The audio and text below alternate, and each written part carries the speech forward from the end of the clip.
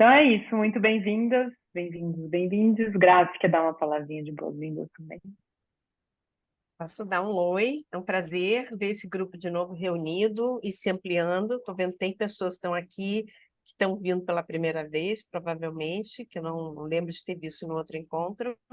É muito bom estar de novo aqui com a equipe de Puentes. A gente está nessa jornada juntas, né, colaborativa, falando sobre esse tema das pesquisas de audiência, que é uma coisa que a gente sabe que gerou e gera muito interesse desde o começo dos nossos encontros com as tertúlias, e também dizer que ele vai seguir em 2024. A gente tem esse ciclo agora, mas mais para o finalzinho vamos falar de outras possibilidades para diante de colocar a mão na massa, inclusive com as metodologias, as abordagens, as técnicas, né, que a gente está ouvindo nesses 4 primeiros encontros. Então, é muito bom que vocês sigam acompanhando, são todas bem-vindas. Obrigada. Então, Ana, passo a palavra para você se apresentar o Sensata. Bem-vinda, muito obrigada.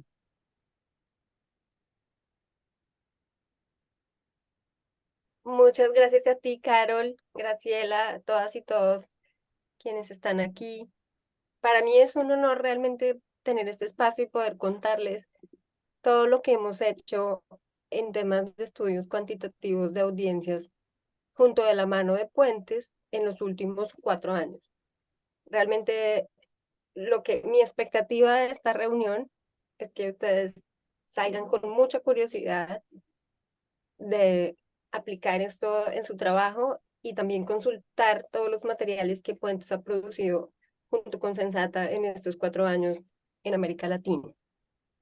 Entonces, ya vi que se han presentado. A mí me gustaría en todo caso arrancar con una pregunta para entender un poco qué les motivó a estar en esta reunión, ¿no? En este espacio, en esta tertulia, porque hay muchas cosas por decir y podría enfocarme en distintas cosas a lo largo del tiempo que tenemos.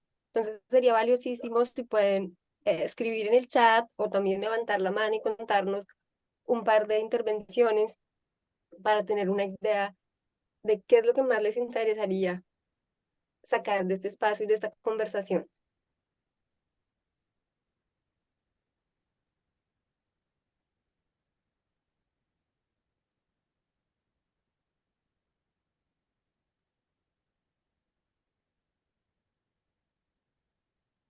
Bueno, podemos saberlo todo.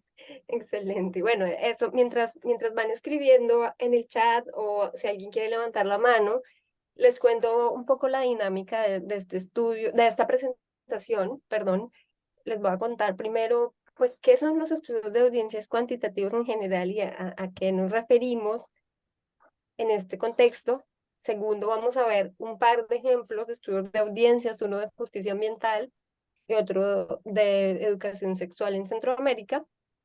Y finalmente, vamos a hacer un ejercicio, compartir, mostrar un ejemplo de la aplicación de las audiencias en un estudio, en un experimento.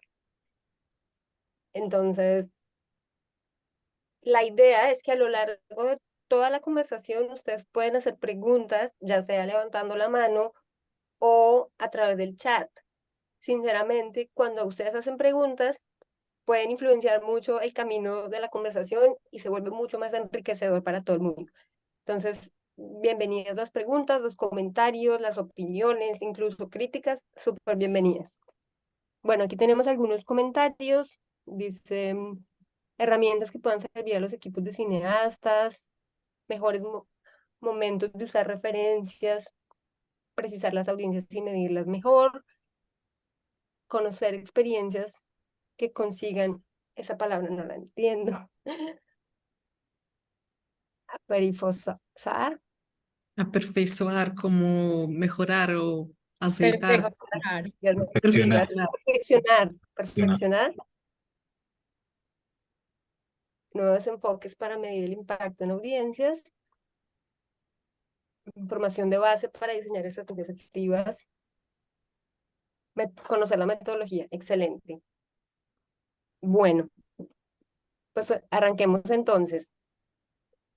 Primero que todo, me gustaría hacer como una situación, un contexto, situarnos en el contexto en el que estamos trabajando. Cuando hablamos de audiencias, si ustedes han trabajado en otros contextos de comunicaciones en general, es una palabra muy común. Entonces se puede entender, pues de hecho en portugués es públicos, ¿no? Públicos y audiencias. A veces simplemente cuántas personas usan la radio, cuántas personas ven tal canal de televisión o tal emisora. Y en este caso, pues no es eso. En realidad, este contexto es muy importante tenerlo claro y es que estamos en el contexto de cambio cultural.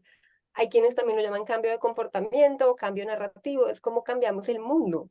Al final, todas estas expresiones han cogido pues fuerza, no sé, en los últimos años de distintas maneras, porque hemos visto que el mundo no cambió solo cambiando leyes, también era necesario cambiar la cultura, cambiar la sociedad, que, y que entendemos por eso, pues tal vez nunca nos vamos a terminar de poner de acuerdo en qué entendemos por cambio cultural, pero sí es importante que este es nuestro contexto y con la gente con la que trabajamos es organizaciones, personas, colectivos, redes que quieren cambiar el mundo. ¿Y qué entendemos entonces por cambiar el mundo? Yo voy a proponer aquí una definición muy práctica y es que una parte suficientemente grande de la población crea, valore, apoye, vote, etcétera, a favor de nuestra visión del mundo. Que lo normal, entre comillas, ya no sea pegarle a los niños, que lo normal ya no sea la injusticia, la desigualdad. Eso es básicamente en términos muy generales y de una manera muy simplista en lo que trabajamos. Entonces, usualmente, cuando uno dice queremos cambiar el mundo, tenemos una visión, pues salimos al mundo a vociferarla como con un megáfono, ya sea por redes sociales o por distintos canales. Esto tal vez un poco heredado de la idea del marketing de productos y del consumo, como ¿Perdón?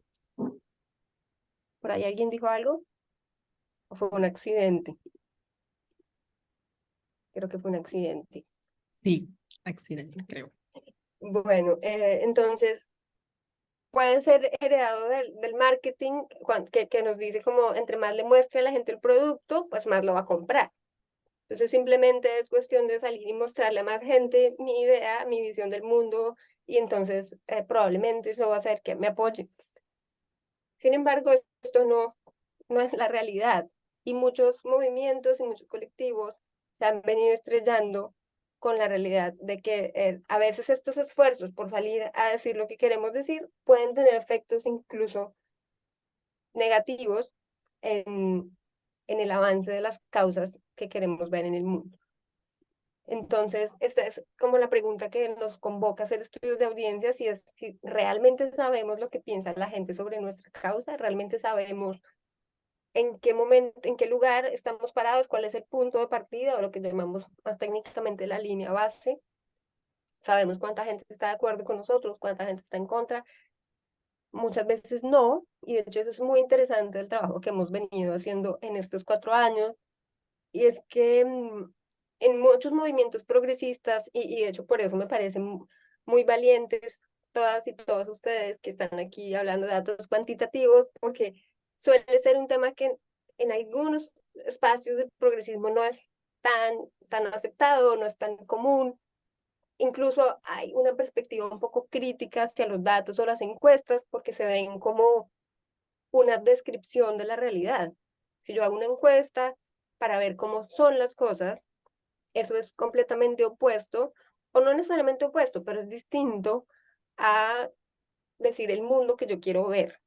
Entonces a veces es más interesante salir a decir esto es el mundo que yo quiero y es incómodo aceptar el mundo como es actualmente.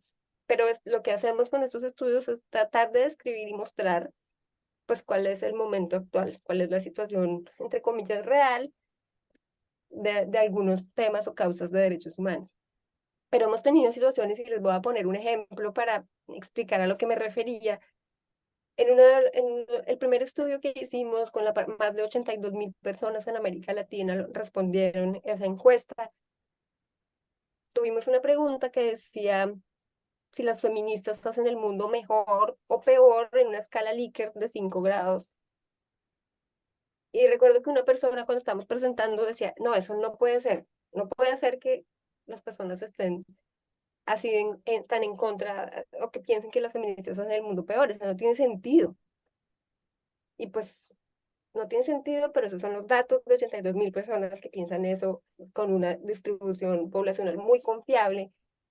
Entonces puede ser incómodo enfrentarse a datos cuantitativos y por eso digo que es valiente estar aquí. Pero la realidad es que saber que esa es la realidad y que hay un porcentaje muy importante de personas que creen que los feministas hacen el mundo peor, pues es un punto de partida a partir del cual se puede empezar a actuar diferente y ser mucho más efectivas a la hora de proponer estrategias de cambio.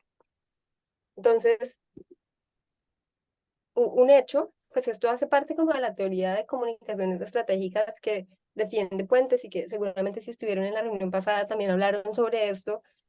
Y es muy sensato y lo hemos visto en todos los estudios, incluso en otros temas, pues en general la gente tiende a distribuirse entre estar a favor, estar en contra o estar en la mitad indeciso, duda o combinación de cosas, tensiones. Entonces, básicamente lo que nos juntó, bueno, perdón, me adelanté un poquito.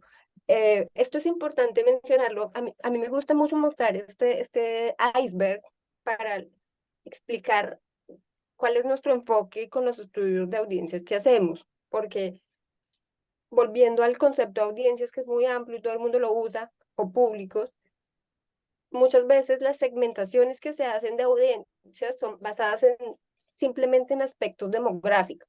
Entonces, tenemos aquí este porcentaje de personas jóvenes de tal edad, de tal nivel educativo, de tal ingreso, que viven en tal parte, que comen Coca-Cola, ¿sí? No sé, es un tipo de cosas muy prácticas.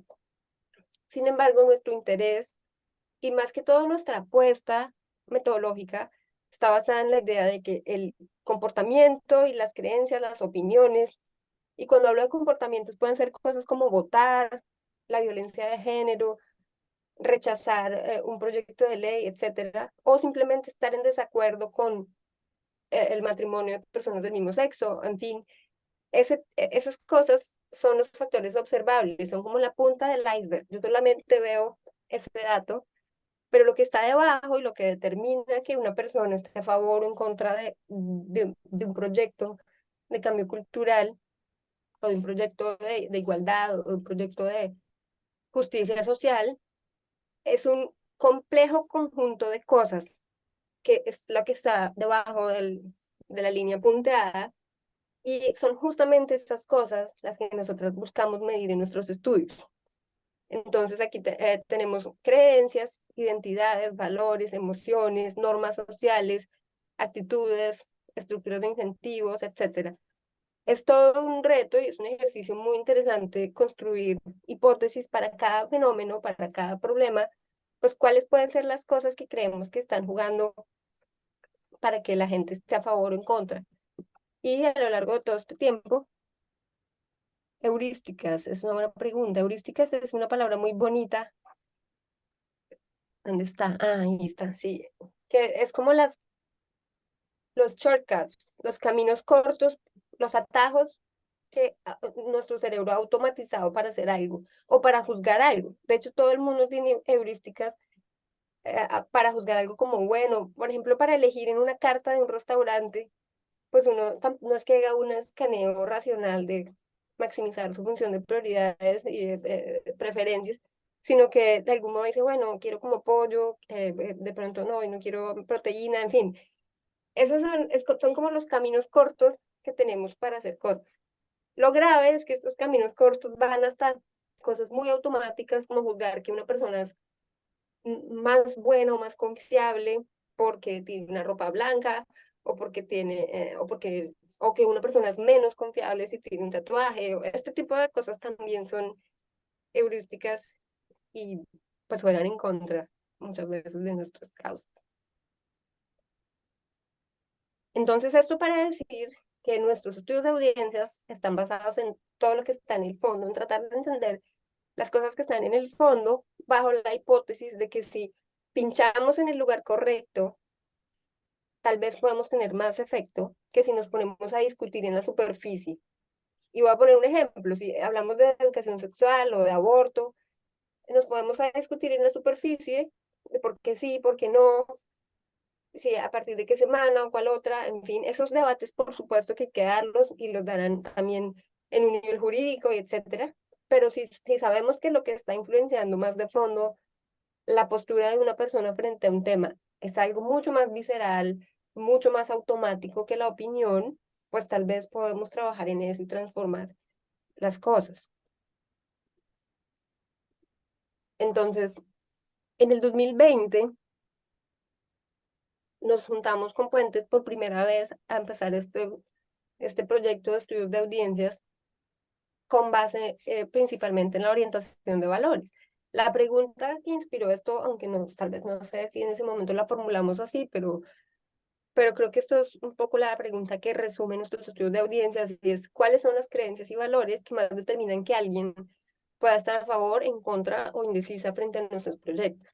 Entonces, esto no es una única respuesta para todas las causas progresistas, sino que varía mucho por región, por proyecto, por tema, y además ha sido interesante ver cómo hay diferentes, cómo alguien puede estar muy a favor, por ejemplo, de temas de derechos sexuales y en contra de los derechos de los líderes ambientalistas. Estas dos cosas pueden coexistir perfectamente en una misma persona y lo hemos visto. Entonces, con base en eso, hicimos nuestro primer estudio de audiencias en 2020 y me voy a adelantar un poquito para contarles una síntesis de todo lo que hemos hecho. Esto es solamente viendo estudios de audiencias, porque además hemos hecho otros experimentos que no están aquí, pero pues se pueden hacer una idea de todas las temáticas que hemos recolectado a lo largo y sobre las cuales hay información disponible, pública y gratuita para todas y todos ustedes. Entonces, en 2020 hicimos en contexto del COVID, esa es la que digo que participaron más de 82.000 personas. Tuvimos un conjunto muy grande de preguntas de orientación de valores, muchas de estas tomadas de la encuesta mundial de valores, y eso nos permitió capturar una muy buena muestra pues, de todo el continente e identificar un primer conjunto de valores que nos caracterizaba muy claramente distintos perfiles de audiencias y que nos da pistas muy claras pues de caminos de cambio cultural que de hecho pues tienen que ver con las estrategias que ha seguido construyendo Puentes a partir de ese momento. Hicimos también un estudio de cuidado doméstico en el 2021, otro sobre regulación de la industria alimenticia. Todos estos análisis los hacemos por medio de una encuesta. Sí, gracias Ana Lucía por tu pregunta, eso es muy interesante porque por eso digo, pues 82.541 personas definitivamente no podrían participar en un focus group, pero lo interesante de nuestra metodología es que la forma como hacemos las encuestas no es la típica encuesta de, hola, por favor participa en esta encuesta, porque hay dos cosas en las que creemos. Una es que las encuestas normales, tradicionales, son irrespetuosas con la gente, le toman mucho tiempo de su vida y, y al final son preguntas densas que la gente tiene que pensar muchísimo.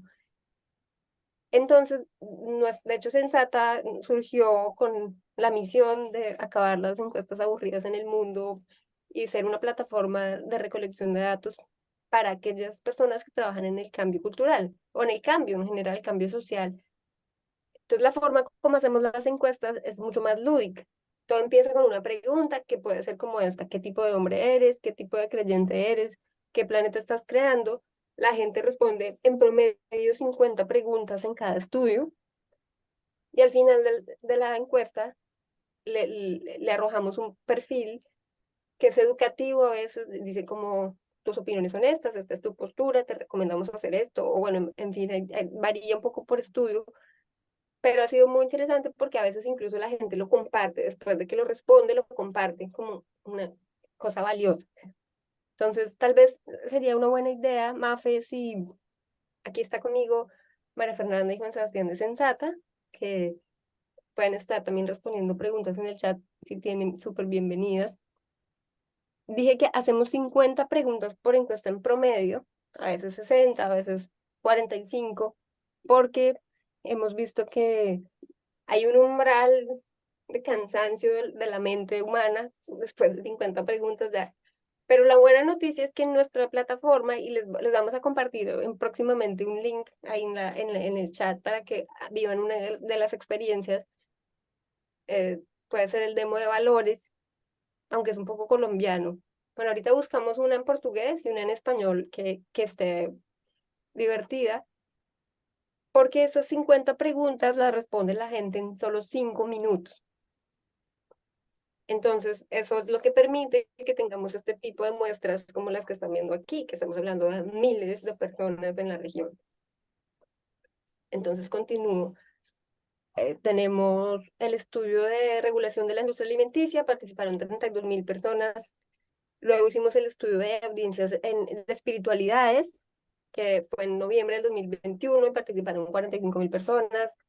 Luego está el de audiencias frente a la justicia ambiental, audiencias de hombres, audiencias frente a las migraciones que vamos a presentar próximamente en 28 de noviembre.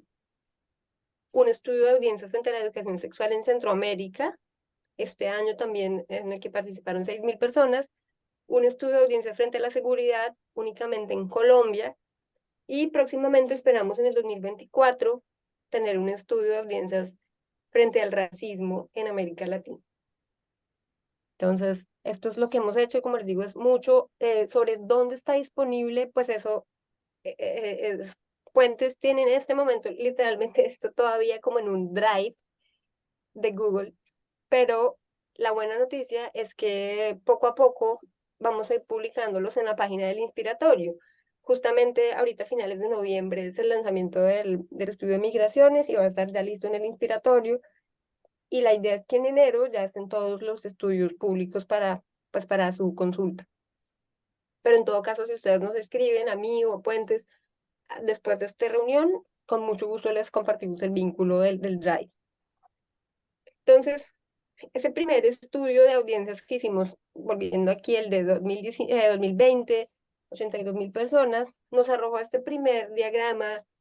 Esto es muestro esto para contarles un poco cómo funciona el método. Esto es un método de clústeres jerárquicos que básicamente lo que hace es agrupar a las personas de acuerdo a las que más se parecen en un mismo grupo. Entonces aquí vemos cada puntico de estos es una persona que respondió la encuesta y el algoritmo los agrupa. Esto se supone que es una representación bidimensional de una cosa que tiene múltiples dimensiones. Imagínenselo de otra manera. Entonces es difícil decir exactamente qué significa cada eje, que eso es una cosa que a veces nos preguntan, pero ¿qué es este eje? ¿Qué es este eje? Pues son muchísimos ejes juntos, pero es muy efectivo el método y es un algoritmo que se llama no supervisado, es decir, que yo no le digo, mira, quiero que esta persona quede con esta, sino que él me dice cuáles personas van juntas y justamente cuáles son las cosas que las juntan. Entonces, en este caso, en este primer estudio tuvimos, esto no sé si ya lo vieron en la reunión pasada, tal vez porque yo no estuve, no me acuerdo, no sé qué pues, presentaron, pero igual no me voy a extender mucho. Esta es la primera construcción que hicimos. Fue muy claro que las variables que más dividían a las personas en estas audiencias eran el apoyo al aborto, la creencia en Dios como valoración de Dios como algo importante, la opinión de sus padres como algo importante y no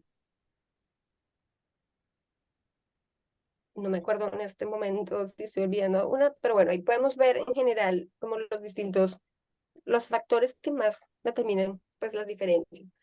Este es el resultado para toda América Latina y esta gráfica que estoy mostrando la pueden ver, es de América Latina en general. Pero si uno entra a hacer eso país por país, puede ser que haya unos países en donde las cosas son diferentes. Entonces, esto fue una de esas cosas que fue una sorpresa para algunas personas que decían, pero no puede ser que haya tantos antagonistas. Pues la gente quería que hubiera más simpatizantes, pero la realidad en América Latina es que pues simpatizantes con el progresismo y las causas de derechos humanos no son una población mayoritaria en América Latina.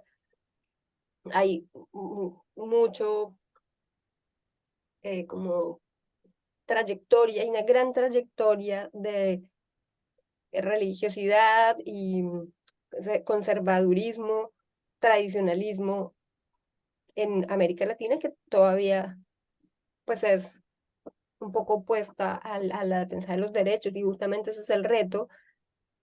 De hecho, uno de los proyectos que hace Puentes actualmente es cómo juntar esos dos mundos y cómo crear una versión de latinoamericanas y latinoamericanos que pueden seguir siendo creyentes y pueden también creer en los derechos y defender los derechos. Entonces no me voy a profundizar en esto porque ya lo presentaron. No sé si alguien tiene preguntas sobre esto y no estuvo la vez pasada, pues bienvenidas.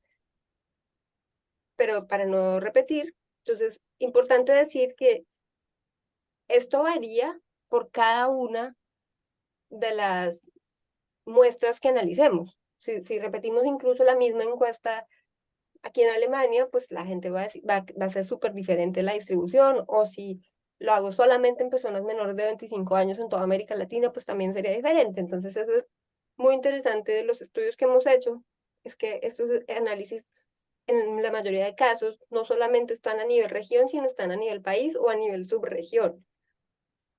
También hemos visto que las combinaciones de variables que distinguen a la gente varían por tema. Como les decía, sí, puede ser que en temas de justicia ambiental estén hacia un lado, pero en migraciones hacia otro lado las personas. Como tal vez Mónica les contó en la reunión pasada, la orientación de valores ha sido el aspecto que más marca las opiniones de la gente, y esto nos ha mostrado que hay unos valores como estructurales y muy profundos que son los que vive la persona y son esos que les comentaba hace un momento. Entonces, ahí sin duda, pues hay mucho reto, y por eso decía nuevamente, hace parte de la estrategia de Puentes hacer acupuntura ahí. Yo le digo, pues esto no es una expresión mía, la he acuñado de otras personas, pero me parece muy, muy acertado así de hacer acupuntura. Y es como, ¿en qué lugar de la sociedad podemos pinchar para tener mucho más efecto en transformación que quedarnos debatiendo en la superficie del problema sobre cómo debería ser el mundo? Bueno, aquí, ¿qué es más importante decir? Bueno, yo creo que podemos dejar esto hasta ahí. Como vamos de tiempo, vamos bien. Entonces, vamos a empezar a ver un poquito más ya el detalle. El enunciado de la encuesta, el tema. Bueno, ay, qué bueno, aquí hay preguntas, esto me encanta. Entonces, la encuesta, esta primera encuesta que hicimos, que tenía un título como el que la gente veía en la pauta, en la publicidad que le aparecía, era ¿qué mundo quieren los latinoamericanos? Así decía, ¿qué mundo quieren los latinoamericanos? Esa era la pregunta. Esto lo hacemos con una intención particular, y es que no queremos generar sesgos específicos como ¿qué opinas de los derechos humanos? O ¿qué opinas de la justicia social? Porque eso de entrada pues nos sesgaría a personas que únicamente ya están pensando en eso. Entonces, como lo que queremos ver es la representación más fiel de la sociedad, pues lo que hacemos es empacar los temas. Por ejemplo, este que les mostraba hace un momento, ¿qué tipo de hombre eres? ¿Qué tipo de creyente eres? Por ejemplo, en esta encuesta de creyentes participaron 45.000 personas, de las cuales como el 95% eran creyentes evangélicos o católicos, que estaban interesadas en tener un perfil al final que les decía, tú eres este tipo de creyente, eres el creyente progresista o eres el creyente no sé qué. Entonces, en ese primer estudio, pues se llamaba así, ¿qué tipo de qué mundo quieren los latinoamericanos? Pero contenía un conjunto de distintos temas, entre los que estaban en ese contexto de COVID. Había preguntas sobre vigilancia del Estado, había preguntas sobre ambientalismo, sobre derechos sociales, derechos sexuales, y por eso, como teníamos tantos, de hecho fue un estudio de 56 preguntas, entonces pudimos realmente saber, y con una muestra tan grande también, que realmente esas 5, 6 o 7 preguntas que más caracterizaron al clústeres, pues son realmente temas muy estructurales en la construcción de las audiencias en América Latina. Con respecto a la pregunta de Mirte, me parece una gran pregunta porque es difícil generalizarlo para toda América Latina. Por ejemplo, en Colombia, justamente ahorita estamos haciendo una investigación offline y online, y porque el cliente tenía como la hipótesis de que la gente era diferente. Y yo creo que eso depende mucho del tema que se está investigando. Entonces, por un lado, en Colombia hemos visto que la penetración de Internet es demasiado alta, es realmente muy alta, e incluso en la ruralidad hay gente con Internet. Eso no significa que todo el mundo tenga Internet, pero aquí es importante acotar que estas audiencias que estamos tratando de representar son principalmente audiencias digitales, porque son los espacios donde los movimientos de derechos humanos o la sociedad civil está pues debatiendo y creando narrativas y haciendo comunicación. Entonces es de todas formas, pues si hay un sesgo, sin duda metodológicamente no se puede desconocer que hay un sesgo de autoselección y por el medio, pero yo me atrevería a opinar que además porque como por ahí alguien decía, creo que Gaby, dice que esto coincide con las investigaciones que han hecho y nos pasa todo el tiempo en todos los países. La gente nos dice, estos datos coinciden totalmente con lo que hemos visto en otros estudios que son representativos, y creemos que es porque los temas que se estudian no dependen del canal, no dependen, o sea, tu opinión no cambia si ves en tu celular o si ves en televisión. Otra cosa sería si fuera un estudio sobre prácticas de tecnología o consumo digital, sería pues distinto porque tiene mucho que ver con el medio, pero opiniones sobre los temas de derechos humanos y eso yo no creo que cambien dramáticamente por el canal que usa la gente. Entonces, pues ese trade-off metodológico siempre va a estar, pero pues por eso lo mitigamos con dos estrategias. Una es el tamaño de las muestras, por eso estamos hablando una muestra muy grande. Por ejemplo, en este estudio que hicimos en Colombia este año, 7.000 personas, en Centroamérica 6.000, o pues 45.000 en todas las regiones. Es una muestra grande que nos permite hacer un proceso que se llama de postestratificación o balanceo de la muestra, que es lo que mencionaba aquí, para que la distribución de la muestra que analizamos sea consistente con la distribución de la población. Es decir, que si en nuestra muestra, por ejemplo, hay muchas personas jóvenes, pues al final esas personas jóvenes tienen un peso menor a 1 y no van a sesgar los resultados hacia lo que esas personas jóvenes piensan. Eso varía mucho en distintos estudios. En algunos estudios tenemos muchas personas mayores o países, en algunos países. Por ejemplo, en Argentina hay muchas personas mayores que participan, mientras que en Centroamérica son mucho más personas jóvenes. Las encuestas las difundimos por pauta en redes sociales.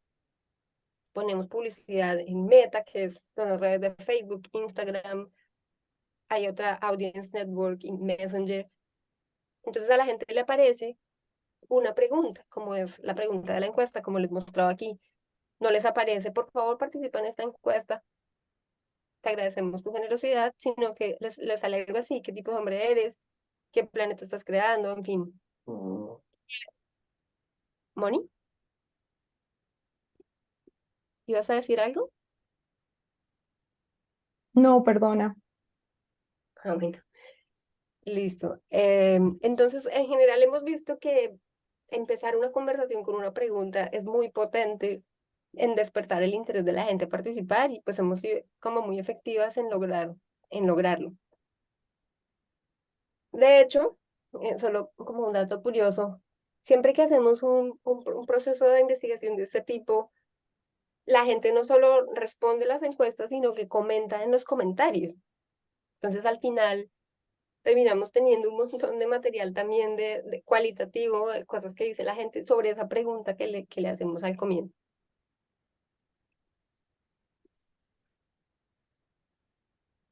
Bueno, ahí queda, creo que respondí la pregunta de Mirte, de Laura y de Albo. Entonces ya para entrar en materia y contarles un poquito más de detalle, como decía, esto es como un pequeño showcase de algunas cosas que hemos hecho y también pues espero hacerles algunas preguntas para ir pues comprobando que estamos en la misma página. Este es un estudio que les mencioné ya sobre justicia ambiental, hicimos en el 2021 creo. Aquí vemos el análisis de clústeres con base en 13.000 datos y vemos que se consolidan tres audiencias, unos que llamamos simpatizantes ambientalistas, que es la mayoría en este tema. De hecho, las personas simpatizantes son el grupo mayoritario, un grupo que llamamos flexibles apáticos y un 38% que llamamos antagonistas ambientales. Aquí hay una súper síntesis de lo que es cada grupo. Por supuesto, esto está súper extendido y muy detallado para cada país y todo eso, pero aquí vamos a presentar algo muy sintético. El grupo de simpatizantes ambientalistas son quienes creen que defender el medio ambiente es peligroso en su país, quieren más protección para líderes sociales, le dan prioridad a los derechos territoriales étnicos frente a la explotación de recursos. Esto para explicarlo un poquito más. Había un par de preguntas que indagaban si, por ejemplo, el gobierno quiere hacer una carretera que atraviesa por un territorio. En este momento no recuerdo exactamente cómo era la pregunta, pero si se le debería consultar a la comunidad, y si la comunidad dice que no, pues ¿qué se debería hacer? Igual hacer el proyecto o respetar la opinión de la comunidad. Entonces, esta gente que es ambientalista le da prioridad a los derechos territoriales. Ellas no solo no creen que el gobierno no cuida el medio ambiente y además creen que el gobierno es el que más daña al medio ambiente y aprueban a Greta Thunberg y a Greenpeace.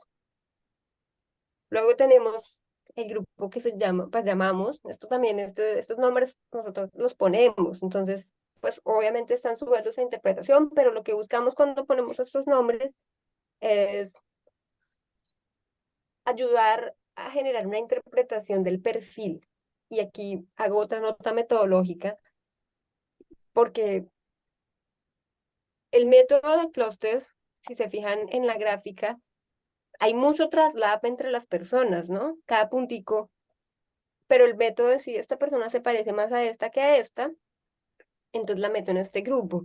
Esto lo digo porque lo que buscamos con este método es crear como los perfiles, lo que llaman la user persona, saber definir como para quién estoy diseñando y qué es lo que la diferencia de los otros.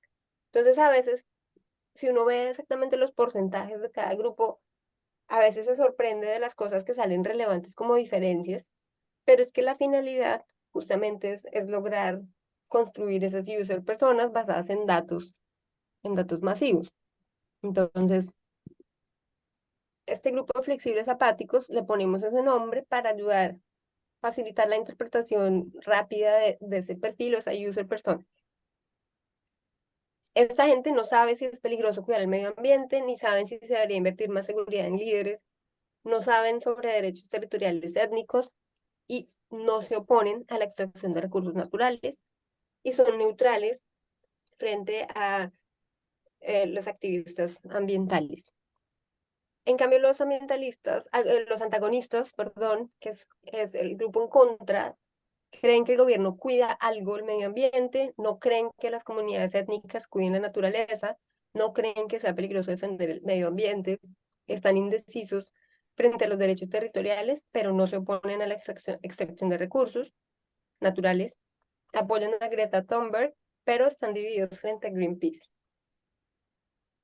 Entonces, aquí tengo esto quería mostrarles el caso para Colombia, porque si se fijan, como decíamos, esto es la muestra regional, pero si vemos las muestras por país, pues ya vemos que son distintas. En este caso tuvimos 3.057 registros en Colombia, y si se fijan en la gráfica, pues tenemos 4 grupos. Aquí tenemos unos que llamamos opositores radicales, unos opositores normalitos, o unos apáticos y unos ambientalistas, que son la mayoría. De hecho, Colombia fue uno de los países más ambientalistas en este estudio, al igual que Brasil. aunque en Brasil también son 3, como en el resto de la región. Esto para pues, como enfatizar lo que decía hace un momento de cómo varían los clústeres de acuerdo con la muestra que se analiza. Hay algo interesante en este estudio y es que cuando hacemos el cruce entre las personas que son conservadoras de centro y progresistas en temas de justicia de género o derechos sexuales y reproductivos con estos clústeres de justicia ambiental, vemos algo pues que nos sorprendió. Ah, no, buena pregunta, Ana Lucía. Perdón que interrumpí para ver la pregunta de Ana Lucía. La que Ana Lucía pregunta es si los nombres de las audiencias son los que le salen a la gente en la encuesta. Y la respuesta es no, no porque estos nombres no los sabemos sino hasta después del análisis de datos, que es básicamente de 2 meses después de que la gente está respondiendo las encuestas. Entonces, lo que hacemos inicialmente es que definimos unos perfiles teóricos. Tenemos unos ejes, por ejemplo, decimos hay un eje que puede ser, en este caso, reconocimiento del problema ambiental y otro que sea disposición a actuar para cambiar algo. Entonces, con base en eso, se crea una combinación de perfiles, que pueden ser 6 o 9 perfiles, y a la gente le da algo que muchas veces pues resulta ser como, wow, sí, me conocen, como, es un poquito como horóscopo, pero es un jueguito más que todo. Estos perfiles la gente nunca los conoce. Estos que estamos viendo aquí los ponemos después del análisis de información. Entonces, volviendo a este punto que les estaba diciendo, esto fue un resultado muy interesante, porque si se fijan, pues entre las personas progresistas y las ambientalistas solamente hay una coincidencia de 55% de la muestra. Esto es, eh, para que tengan en cuenta cómo es la suma, es por columna. La suma de 100% es por columna, porque siempre nos pasa que la gente empieza a sumar de una forma diferente y no le da el 100%. Entonces entre las personas progresistas hay un 32% de personas que se oponen en temas de justicia ambiental. En cambio, entre las personas que son conservadoras en temas de derechos sexuales y reproductivos, tenemos un 49% de personas que son ambientalistas. Eso, de hecho, pues es como una oportunidad. Y es algo muy, muy inesperado en este estudio. Ahora, voy a saltarme un poquito porque estamos mal de tiempo. Yo traía muchas cositas para mostrarles de este estudio, pero creo que me va a saltar para mostrarles el otro ejemplo de audiencias en un tema de educación sexual en Centroamérica. Bueno, allí necesitamos, ya. Como les decía, en esta encuesta participaron más o menos 6.000 y pico de personas. Este análisis se hace con 5.637 registros, porque algunos, bueno, se eliminan por razones técnicas. Aquí tenemos 4 grupos en los 5 países que se distribuyen de la siguiente manera. Un 9.3% que llamamos fundamentalistas, un 38% que llamamos conservadores a favor de la educación sexual integral, un 29% que llamamos flexibles conservadores y un 23% que llamamos simpatizantes de la educación sexual. Si hacen la suma de conservadores, aquí realmente estamos hablando más o menos del 75 o 77% de esta muestra. Realmente son personas pues con una inclinación conservadora. Esto, por supuesto, está ponderado, ya balanceado por distribución demográfica, entonces es bastante confiable con respecto a pues a la realidad de esos países. Aquí tenemos un poco la descripción de las características que más distinguen a cada grupo. Quienes llamamos fundamentalistas dicen no a la educación integral en sexualidad, que no se les debería enseñar a los niños y niñas sobre la diversidad sexual, que la mejor manera de prevenir el embarazo adolescente es la abstinencia, que el sexo es principalmente para el disfrute dentro de un matrimonio, que la educación integral en sexualidad no sirve para nada, y que la violencia contra las mujeres no es un problema prioritario para el país. Luego tenemos el grupo que llamamos conservadores a favor de la educación sexual, para quienes creen que para su comunidad es importante educar buenas amas de casa y esposas.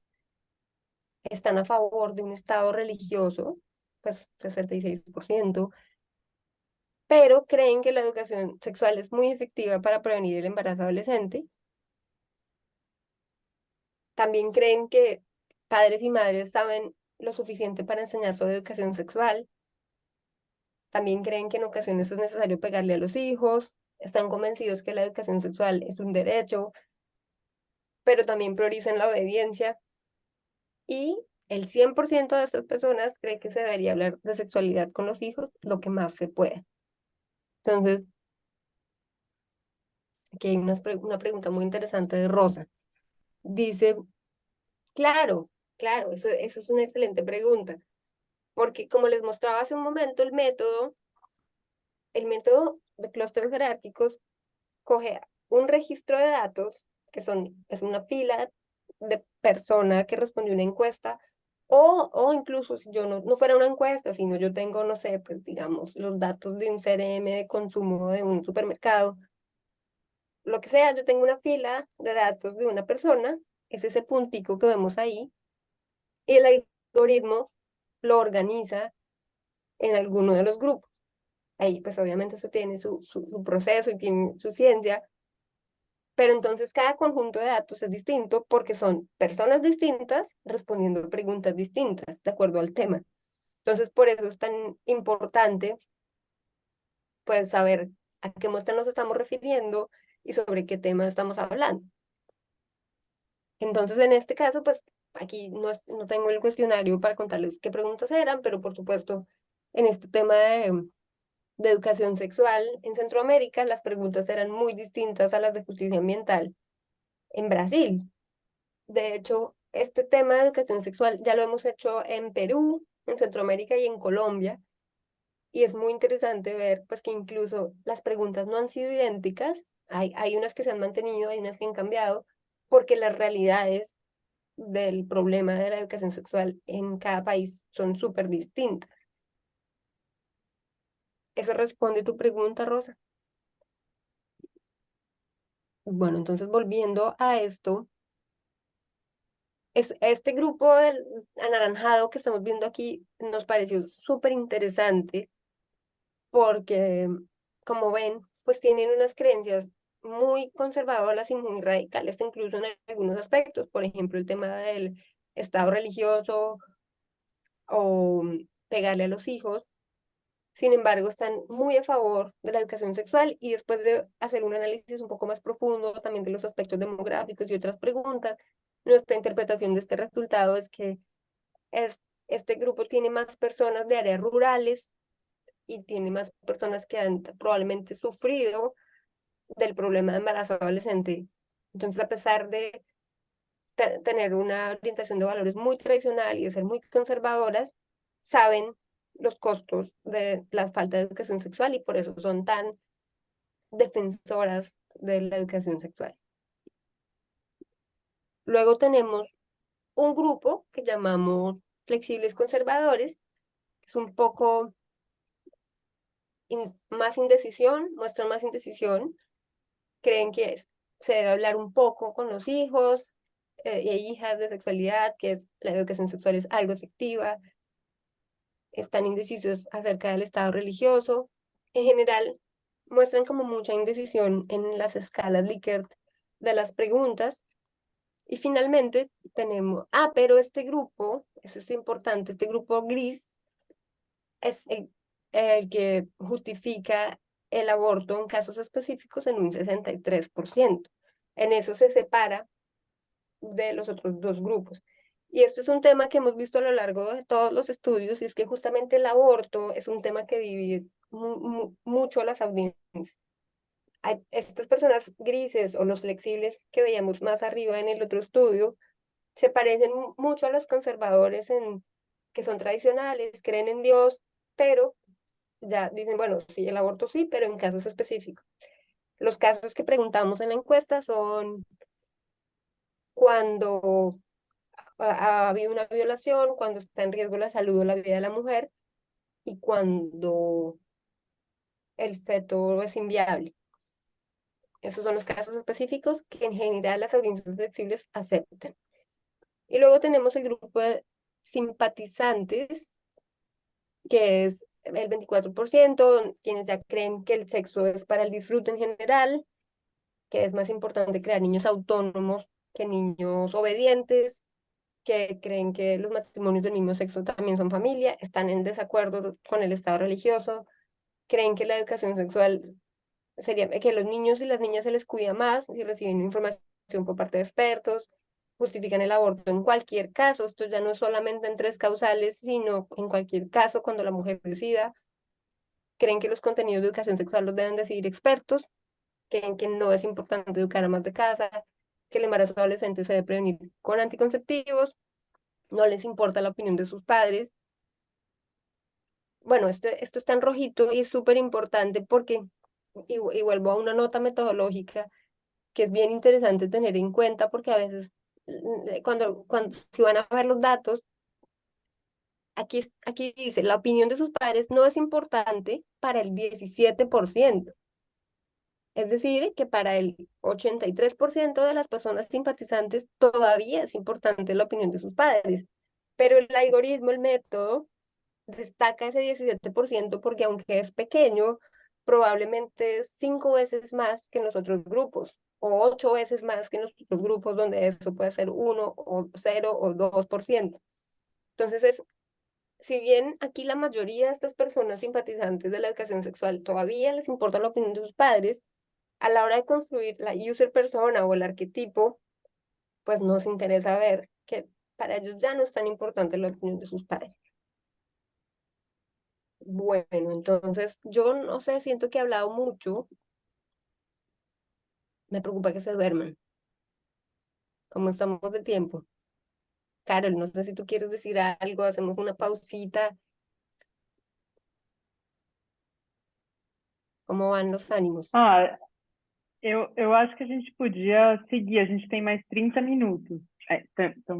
Tenemos más 30 minutos, entonces está súper interesante, me parece. Pero sería interesante, tenemos como unos 20 minutos para una charla con todas las personas. Creo que están Ah, todas bueno, súper excelente, estamos interesantes. despiertos, estamos Sí, vivos. sí, Ah, bueno, no, sí. excelente, me alegra mucho. Listo, entonces vamos a devolvernos. Ah, bueno, no, vamos a ver, en esta diapositiva siguiente hay algo muy interesante que hacemos para todos los estudios, porque si se fijan aquí, esto es como un resumen muy, muy general, pero cuando vemos pregunta por pregunta cuáles son las que más separan a las audiencias, vemos este tipo de diferencias. Esta columna de la derecha que dice diferencias nos muestra como la distancia que hay en los temas más importantes. Entonces, en este caso, es súper interesante que el primer punto, el tema que más separa a las personas que están a favor de la educación sexual de las que están totalmente en contra, fundamentalmente en contra, es creer que las niños y niñas, que es más importante que los niños y niñas aprendan a ser autónomas que obedientes. Y eso a mí me parece súper revelador y súper interesante porque es justamente lo que hablamos de hacer la acupuntura en el cambio cultural y en vez de sentarnos a debatir si la educación sexual debe ser así o así con una persona fundamentalista, tal vez podamos trabajar en, en el fondo del iceberg, en cuál es su visión de los niños y la autonomía y la obediencia.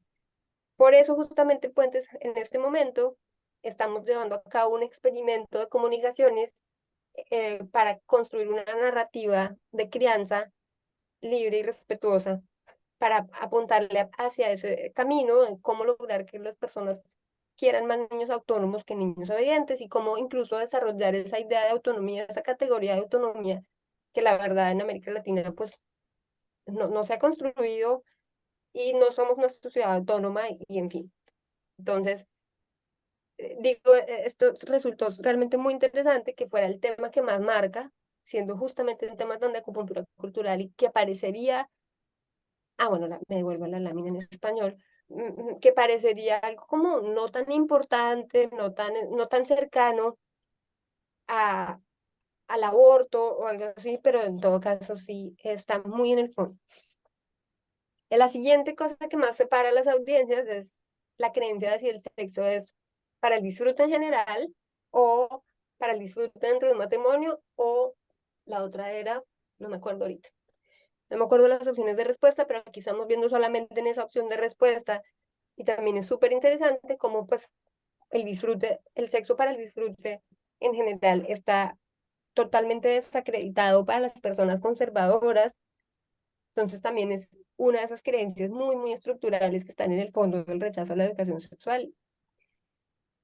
Luego está este tema de si la mejor manera de cuidar a los niños y las niñas es recibir información de sexualidad por parte de expertos en educación sexual o por parte de sus padres. Esto a mí me parece que nos da muchas luces de lo que la gente entiende por cuidar, y como esa idea de controlar a los hijos y controlar a lo que están expuestos y lo que ven, pues claramente marca diferencias. Se parece a la siguiente, que dice quién debería tomar las decisiones de los contenidos de la clase de educación sexual. Los expertos. Bueno, lo pusimos en masculino un poco, no me acuerdo si deliberadamente o no, perdón. Y tenemos después, si la educación sexual, para qué sirve principalmente la educación sexual? Y la respuesta aquí es para tener una sexualidad saludable y responsable, la que estamos comparando.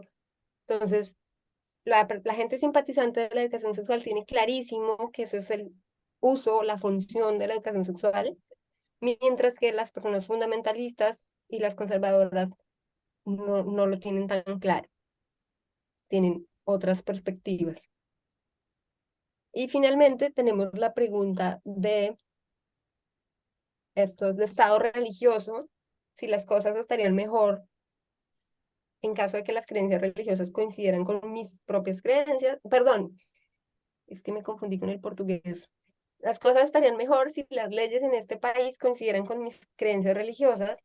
Aquí tenemos la opción en desacuerdo, es la que estamos comparando. Vemos que las personas simpatizantes tienen clarísimo el desacuerdo con el Estado religioso, mientras que las personas pues, conservadoras en general no. Aquí esto pues es justamente nuevamente lo que digo de acupuntura.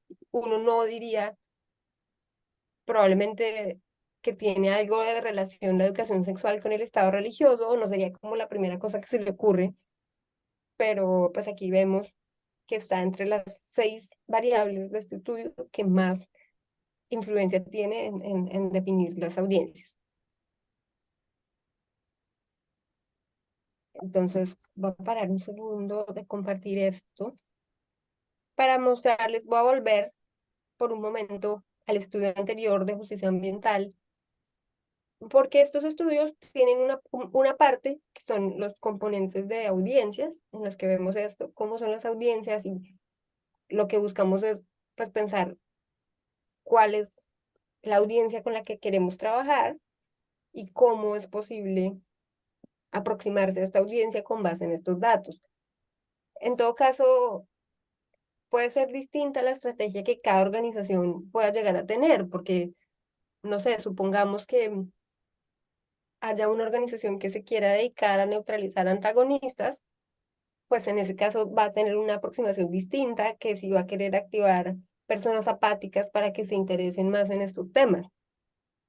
Entonces no hay no hay un único camino, y al final las recomendaciones que nosotros hacemos no están tan específicas para cada audiencia, porque eso depende de las decisiones estratégicas de cada organización y de cada país, de cada contexto, sino que también hacemos un análisis en general de los datos por país o por edades, en fin.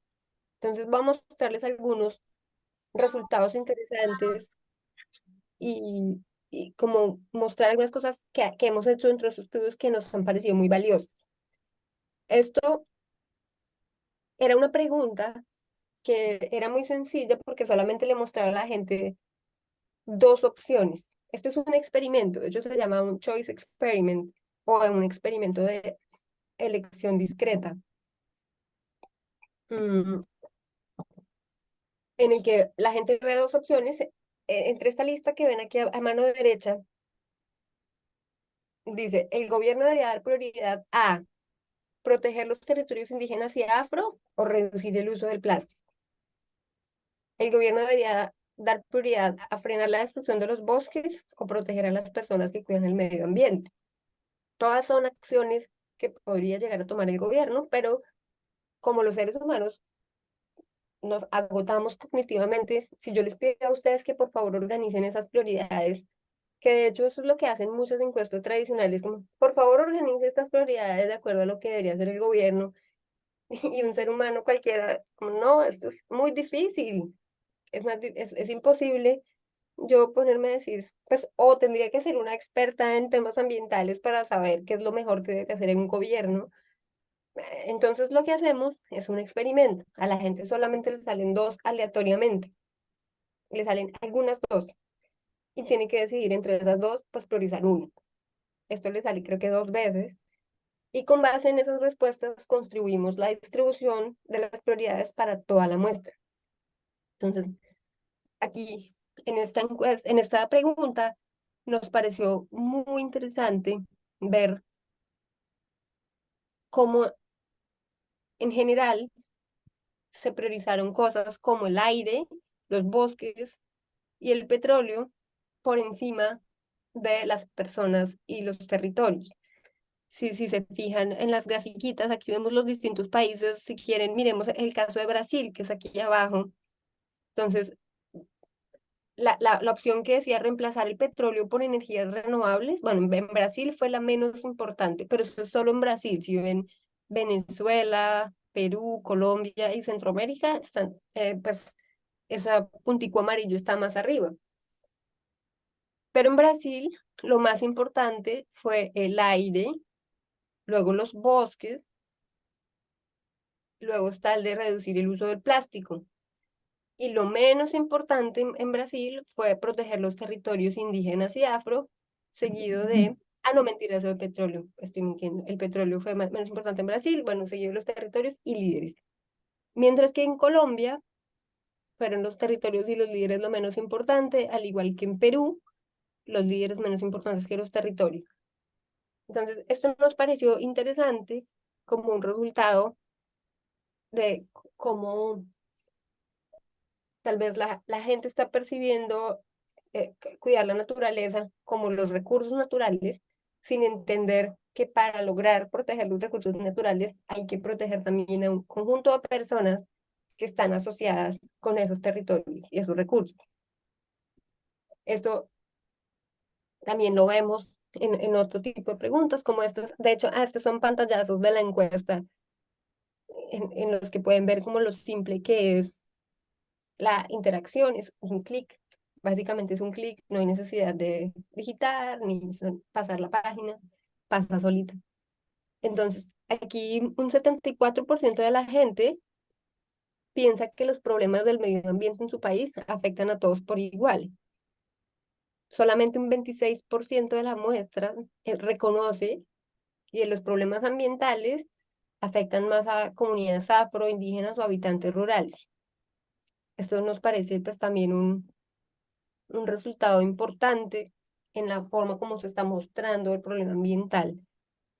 Y otra pregunta que teníamos era sobre el territorio, si para las comunidades étnicas, indígenas o afro, el territorio significa lo mismo para el resto de ciudadanos. Vemos un 11% que no sabe, un 12% que puso en la mitad, como ni fu ni fa, como decimos en español, como Colombia. Un 37% de acuerdo y un 40% en desacuerdo. Entonces, estos datos en general, así cada pequeña pregunta también puede ser una oportunidad de comunicaciones, una oportunidad de trabajo, pues para la gente que trabaja en temas de justicia ambiental, porque nada más ese objetivo, lograr que la gente entienda que el territorio no significa lo mismo para todo el mundo, puede ser un objetivo de comunicaciones estratégicas muy concreto. O lograr que la gente entienda que los problemas no afectan a todo el mundo por igual, pues también es en sí mismo un resultado, un dato importante. Aquí hay otro dato muy importante de este estudio que tiene que ver con, este también era una pregunta experimental, porque a toda la muestra le aparecía la pregunta, ¿qué tanto cuidan la naturaleza los indígenas o los campesinos o los afro? No me acuerdo si decía así, afro o afrodescendientes, o no me acuerdo exactamente la redacción, pero el hecho es que aleatoriamente a una persona le salía alguna de las tres comunidades. Entonces, al final, en el conjunto de los datos, tenemos que en general no se reconocen a las comunidades afro como cuidadoras del medio ambiente. Si se fijan, pues aquí está dividido, tal vez para que sepan cómo mirar. Cuando vemos aquí, ay, perdón, las tres primeras columnas son quienes respondieron poco o nada, que entonces los que están destacados en rojo significan que las personas en Colombia, el 34% de las personas en Colombia creen que las personas afro cuidan la naturaleza poco o nada. Eso sube a 43% en Venezuela. En cambio, en esos mismos países se cree que las personas indígenas cuidan la naturaleza mucho. 60% en Colombia, 52% en Venezuela y 50% en general, pues en todos los países. Entonces, aquí vemos claramente un problema de representación, de cómo se está mostrando o percibiendo a las comunidades, y mientras que a las comunidades indígenas se ven como cuidadoras de la naturaleza, las comunidades afro no se ven de esa manera y por el contrario, se ven como las que más dañan o menos cuidan la naturaleza. Esto, aquí dice Vanessa. Ay, qué chévere.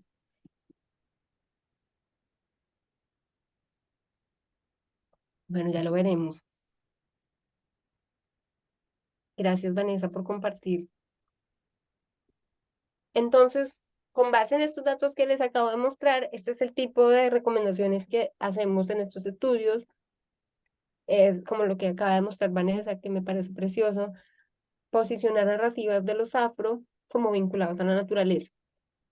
Porque creemos que el racismo se alimenta de esa falta de evidencia de la relación de los afro con el territorio y la naturaleza. Se ha proporcionado mucha evidencia de la relación de las personas indígenas de América Latina con la naturaleza, pero no asimismo de las personas afrodescendientes. Y otro tema, pues, es mostrar que está relacionado con eso mismo, también es mostrar los impactos ambientales de forma diferenciada sin victimizar a las comunidades.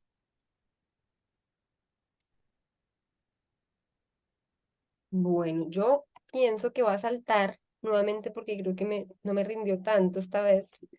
Va a saltar rápidamente a contarles un poquito sobre los estudios experimentales. Esto simplemente como para que sepan, por un lado, que esto existe y que también Puentes ha hecho varios estudios. Aquí no tengo la lista de cosas que hemos hecho, pero nada más este año hicimos experimentos digitales en torno a derechos de las personas trans y en torno a, ahorita estamos haciendo uno sobre lo que les decía de crianza libre y respetuosa con miras a construir una narrativa de autonomía. Entonces, la pregunta de investigación que guía estos estudios cuantitativos no es la misma de las audiencias, no es cuáles son las audiencias, sino es qué efecto puede tener un mensaje en cambiar alguna creencia, alguna opinión, alguna disposición a actuar de una persona de las distintas audiencias.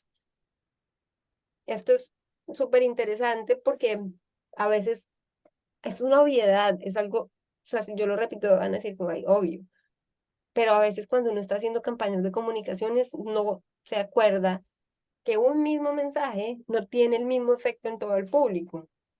Que si yo incluso si hago un chiste en un grupo, puede ser que a alguien le parezca chistosísimo y a otra gente le parezca de mal gusto. O sea, en general, lo que uno comunica tiene distintos efectos. Y esto es algo que muchas veces activistas y movimientos sociales y gente que hace cosas de comunicaciones pierde de vista y asume a priori como un efecto homogéneo en las cosas que hacen. Entonces, lo que hacemos es aplicar el método científico a piezas de comunicaciones diferentes para ver efectos en una variable en particular. Esto es una cosa un poquito ñoña, es una palabra que usamos en Colombia que no sé cómo la podrían traducir las personas que están traduciendo, pero es como algo muy, como geek, tal vez, porque tenemos de una realidad complejísima de efectos que puede llegar a tener un mensaje, pues nos atrevemos a simplificar en una pequeña variable que queremos transformar para ver qué puede pasar con el mensaje que vamos a generar. Entonces les voy a poner un ejemplo de un ejercicio que hicimos en el Perú con una ley que estaba pasando en ese momento, que se llamaba la Ley de Textos Escolares, y había un grupo de organizaciones que estaban trabajando para crear una campaña conjunta para ver cómo podían como llamar la atención de padres y madres de familia para que se opusieran a esa ley. Entonces nos reunimos con esta organización, con varias, era una red de organizaciones y decidimos cuáles eran los mensajes que creían que podían llegar a tener un efecto en padres y madres en Perú. Entonces tenemos un grupo que vio aleatoriamente, y esto es muy importante porque la aleatoriedad en el mensaje que le sale a la gente es lo que permite que el experimento se le pueda atribuir que las diferencias tienen que ver con el mensaje y no porque eran personas diferentes. Entonces, teníamos un mensaje de participación, teníamos un mensaje sobre educación sexual, sí, educación sexual, y un mensaje de calidad académica. Y un cuarto grupo, que eran personas que no veían nada. Siempre es muy importante en los experimentos tener un grupo de comparación, que es la gente que no ve nada, para que podamos decir con respecto a ellas o ellos, qué tal está, qué tan efectivo está haciendo cada mensaje. Entonces, después de que la gente veía alguno de estos mensajes, le preguntábamos si está de acuerdo con que se apruebe la ley de los textos escolares en el Perú, no o sí. Y lo que queríamos era que la gente dijera, no, no estamos de acuerdo. O sea, este mensaje fue suficientemente potente para que de algún modo la gente en esta pregunta dijera no. Ha sido muy interesante ver que el mensaje que en efecto tuvo más efecto es el de participación. Aquí podemos ver el grupo control es en la bolita de la derecha, el grupo de la participación es el que más se distanció, es el que tuvo una mayor diferencia. Y eso fue una sorpresa para la organización con la que estábamos trabajando porque ellas ya venían embaladas en una estrategia más centrada en la educación sexual. Sin embargo, mi interés en mostrarles esto era mostrarles que los efectos en las audiencias son distintos.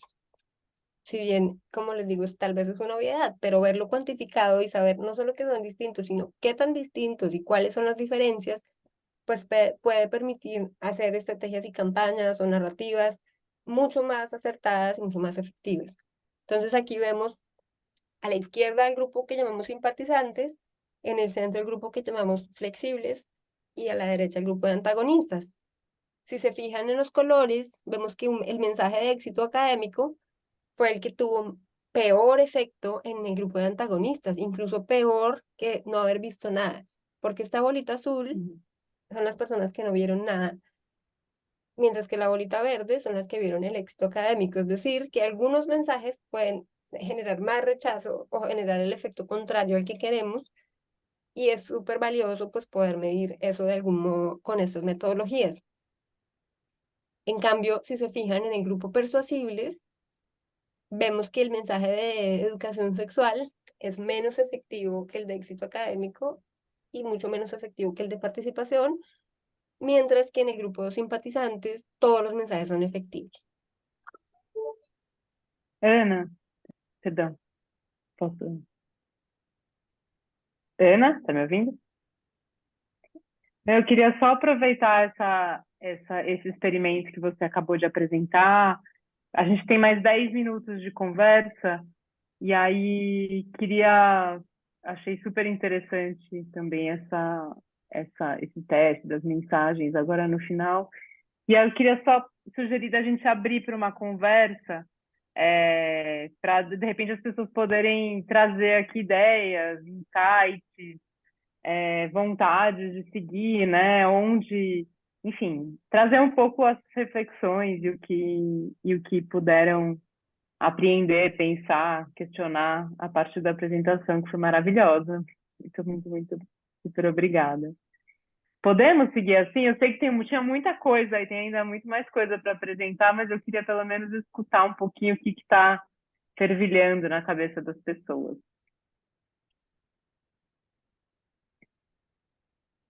De acuerdo.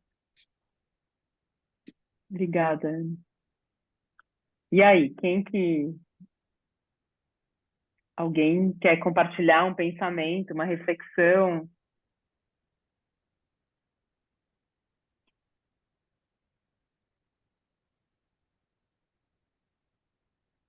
Microfone aberto, gente, também aqui pelo chat, dá para participar. Ana Lúcia, vamos lá, aproveitar. ¿Qué tal? Buenas tardes. Yo quería resaltar que fue muy importante cómo presentar y cómo pautar de una forma distinta y llamar la atención de las audiencias para poder participar de las encuestas que tradicionalmente pues son tediosas y cuesta mucho encontrar quién pueda responderlas y recabar esa información. Me parece muy bonito esta forma y siento que es muy aplicable para nuestros medios y para los proyectos en los que estamos haciendo. Entonces me parece muy, muy interesante.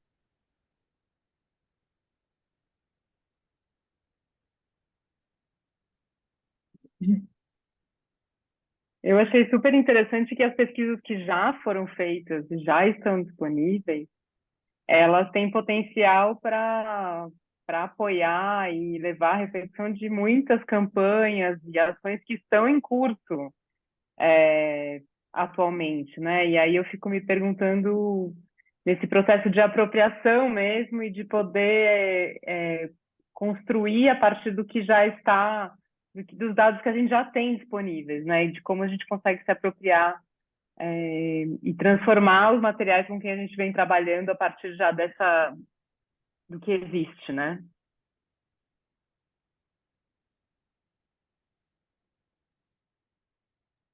Érica. Oi. Eu fiquei pensando muito nisso que você trouxe agora, Carol, de como o que vocês já fizeram, já levantaram de informação, como isso já pode ajudar muito a gente a dar caminhos, né? Eu trabalho numa organização que tem uma base de doadores há 20 anos, que na ActionAid a gente trabalha com o direito das mulheres, com combate à pobreza, e para mim foi muito chocante ver de 2018 para cá como essa base de pessoas que você pensaria que já estariam 100% alinhadas com a narrativa de direitos humanos, como elas não estão. Assim, por conta de algumas palavras, se você começa a falar mais diretamente de educação sexual, assim, de aborto, impossível falar com uma base de pessoas que estão acompanhando o trabalho da organização há muitos anos. Então, essa sutileza do flexível, de encontrar a forma também de como que a gente parte de onde a gente tem a interseção para levar essa pessoa e essas pessoas para além, para mais próxima do trabalho nosso, é um desafio enorme, assim, e acho que o que vocês trouxeram de informação ajuda muito a enxergar esses pontos de onde a gente pode ajustar melhor a nossa comunicação, do que a gente faz, e com quem a gente já tem engajado, mas para além também. Muito legal o trabalho de vocês. Aqui com a cabeça.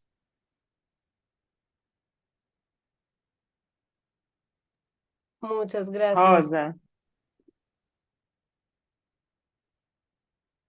Oi, gente, tudo bem? Boa tarde. Eu achei super interessante a apresentação e até conectando com a semana passada, assim, queria ouvir de vocês, assim, por exemplo, a minha organização, a gente trabalha com campanhas no campo da alimentação saudável. E antes de fazer uma campanha de mídia de massa, por exemplo, a gente costuma fazer grupos focais. E, enfim, até na definição de público, a gente está muito mais se movimentando e talvez em categorias como pô, classe A, B, C, de um determinado estado do Brasil ou outro, do que exatamente nessa chave de opositores ou, enfim, né, de flexíveis. Eu queria saber se como é que vocês veem essa, quer dizer, a gente, por exemplo, no desenho de uma campanha, a partir desse olhar de audiência que vocês estão trazendo, a gente combina, vocês combinam, como é que a gente pensa essas interfaces das audiências nessa perspectiva de flexíveis, né? Com essa chave que a gente costuma trabalhar tradicionalmente nas agências de publicidade, por exemplo.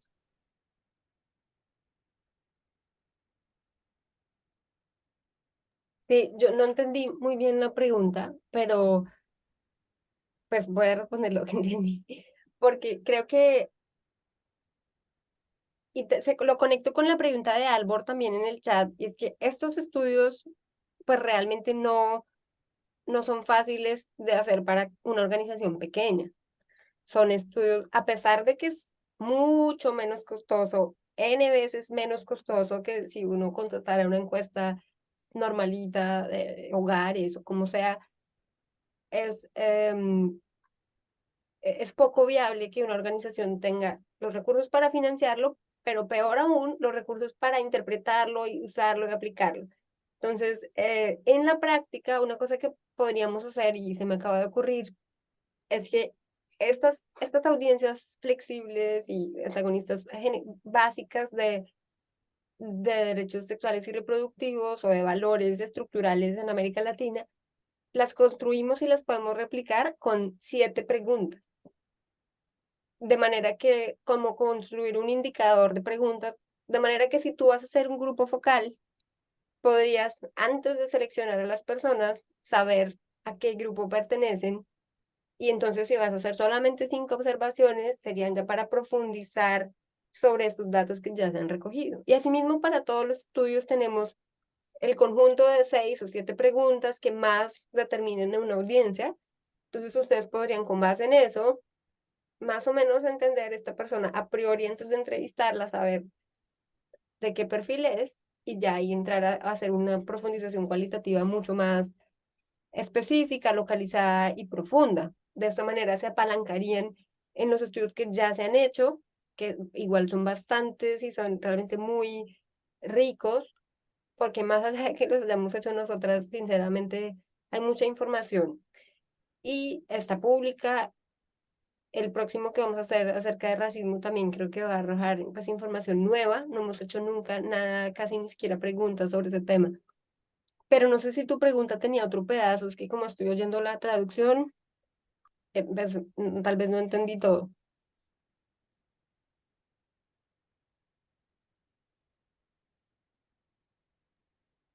Era isso, Rosa? Respondeu a. Eu estou ainda também tentando entender, então é uma pergunta também, mas eu acho que é isso. Muitas vezes uma coisa é a linguagem de mídia e outra coisa é o desenho de mensagens, que é o assunto dessa formação, né? Assim, então, uma coisa é a distinção que os profissionais da mídia fazem para direcionar mensagens em comunicação paga, por exemplo, nas redes sociais, na publicidade.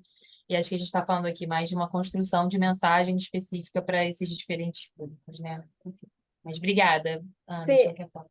no, igual creo que, aunque, o sea, hilando como sobre lo que estás diciendo y hablando un poco más de la construcción de narrativas y el cambio cultural, yo creo que un takeaway muy importante de este trabajo que hacemos es que los cambios no son como uno a uno, como les decía, en la superficie vemos el rechazo a una política o el rechazo a algo, pero en el fondo hay muchos factores que están jugando en contra. Entonces, escoger la estrategia, más allá del mensaje, antes del mensaje, la estrategia de cuál es el lugar de acupuntura donde tenemos que pinchar es muy importante y es muy difícil, y de hecho es algo que un poco la propuesta de Puentes es irlo haciendo en red, no que cada organización tenga su estrategia, sino hacer una estrategia más colectiva, de manera que se apalanquen los esfuerzos de las organizaciones en una sociedad como la latinoamericana. Entonces, Y ya una vez uno tiene la estrategia, pues dentro de esa estrategia, pues hay muchos posibles mensajes que probar, porque estamos hablando de un juego de largo plazo, ¿no? No es esta campaña y este presupuesto y estos clics, estos likes, sino es un trabajo de, pues, de muchos años transformando una realidad. Eu vou passar a palavra para o Djalma, mas eu acho genial a ideia de aplicar, a partir do que já existe, para aplicar grupos, seguir na pesquisa a partir dos dados que já existem. Aí, Djalma, passo a palavra para você. Oi, gente, boa tarde. Para fazer um comentário bem rápido, agradecer mesmo, achei que foi bem produtivo, assim. Acho que o material que já tem ajuda a gente a qualificar muito quem vai receber essa mensagem e modelar essa mensagem também, para que essa pessoa que vai contar a mensagem seja como um ponto de tradução para o território, né?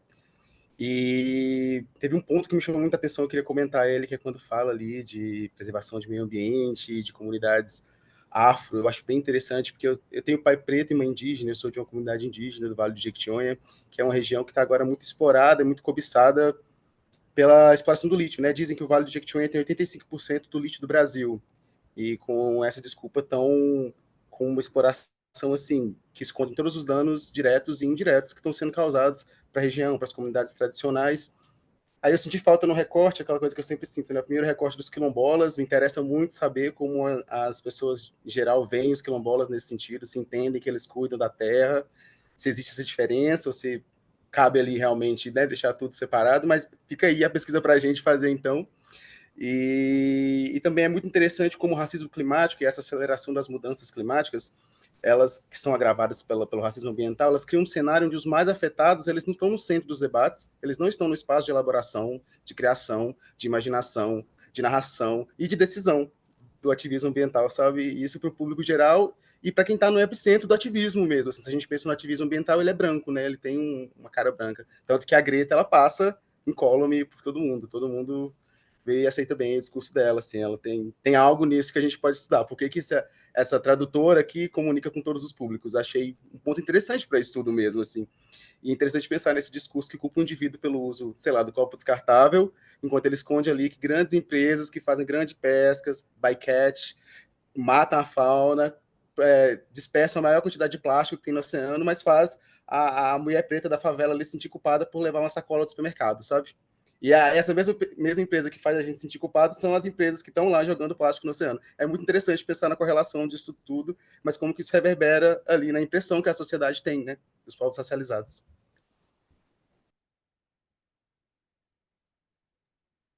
Ai, muito obrigada, Djalma. Gente, infelizmente chegamos ao fim. A gente temos que ir. Tinha muita coisa para seguir, né? Eu queria também só chamar a atenção para mais um ponto, porque quando você fala em acupuntura, Ana, eu fico imaginando que seria possível, né, pequenos grupos fazerem uma análise, né, de cada de alguns estudos para entender, então, quais portas podem ser portas de entrada, né, onde que uma mensagem pode nos ajudar a levar outras mensagens, ajudar a abrir portas para outras mensagens, outras mudanças narrativas, e fazer também essas análises que o Djalma vinha fazendo agora, né?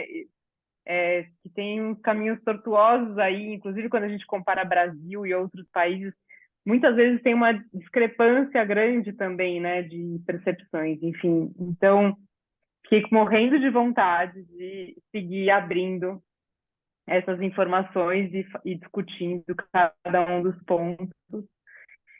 E eu acho que a gente pode pensar em, de repente, fazer grupos de discussões até específicos de determinados temas, né? Olhar alguns recortes, alguns olhares e aprofundar mais relacionado até ao que a gente vem trabalhando, o que a gente vem, cada um de nós trabalhando, né? E aí, de repente, seguir nessa linha.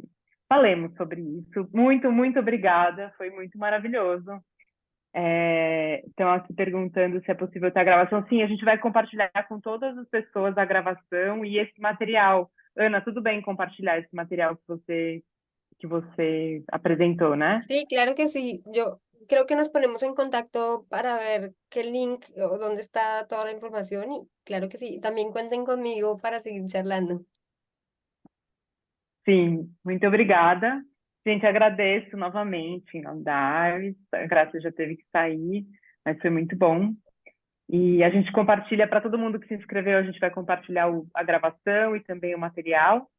E semana que vem a gente tem mais um ciclo, mais um encontro, seguindo nessa temática, que vai ser tão interessante quanto. Então, nos vemos na quarta-feira que vem, nesse mesmo horário, tá bom? Muito obrigada. Obrigadíssima, Ana, muito obrigada. E seguimos aí nessa conversa.